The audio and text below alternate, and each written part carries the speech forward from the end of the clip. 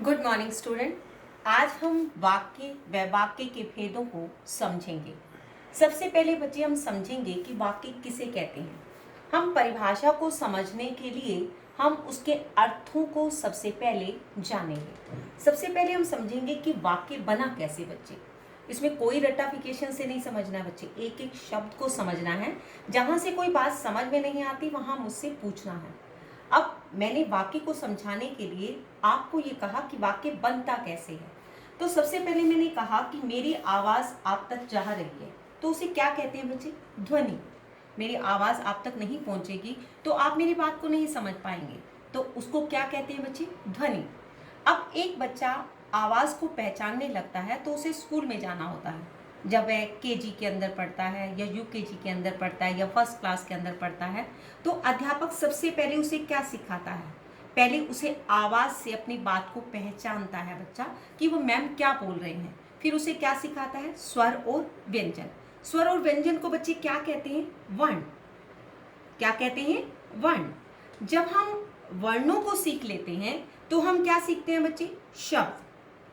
फिर हम क्या सीखते हैं बच्चे? जब हम शब्दों का जोड़ सीखते हैं।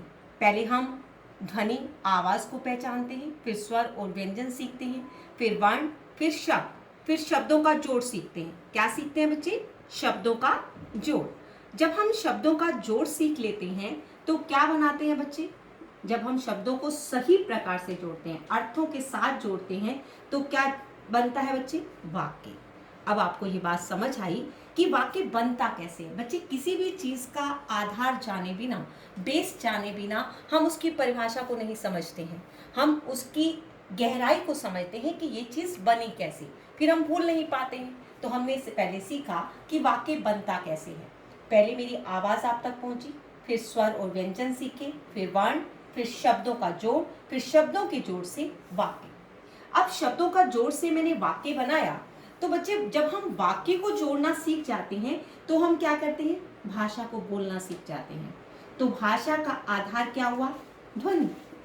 जब हम वाक्य को जोड़ते हैं तो वो भाषा बन जाती है और भाषा के द्वारा हम विचारों का आदान प्रदान करते हैं। अब हमने वाक्य कैसे जोड़ा? शब्दों के जोड़ से। लेकिन एक बात यहाँ ध्यान रखनी है कि वाक्य जो है जोड़ने के लिए सार्थक शब्द चाहिए बच्चे। सार्थक शब्द का अर्थ क्या होता है? अर्थ सहित। क्या होता है? अर्थ सहित। जब हम सार्थक सार्थक शब्द, सार्थक सहित मैंने क्यों लिखा? क्योंकि यहाँ पर सार्थक शब्द होने चाहिए। जब सार्थक शब्द जुड़ जाते हैं तो वो क्या बन जाता है? वाक्य बन जाता है। सार्थक शब्दों को जब हम जोड़ते हैं तो वो क्या बनता है? वाक्य। अब हम इसकी परिभाषा को समझ पाएंगे। क्या समझेंगे बच्चे? जब हम वाक्य किसे कहते हैं? सार्थक शब्दों के समूह को। सार्थक शब्दों के समूह को। सार्थक शब्दों के समूह को क्या कहते हैं बच्चे?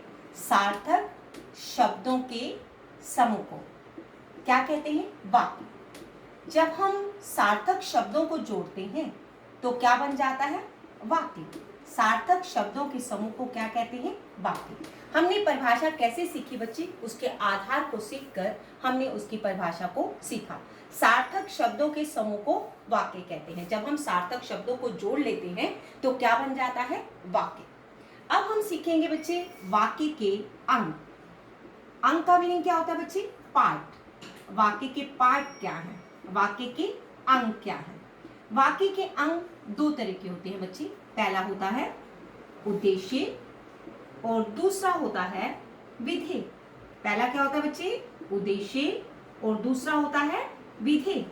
क्या कहते हैं इसको बच्चे? उद्देश्य और विधेय। अब हम सीखेंगे कि उद्देश्य और विधेय क्या होता है। हमने सीखा कि वाक्य के पार्ट दो तरह के होते हैं। पहले हमने क्या किया? वाक्य के आधार को सीखा, फिर उसकी परिभाषा को सीखा, फिर वाक्य के अंग पर आए। वाक्य के अंग क्या होता है बच्चे? पार्ट।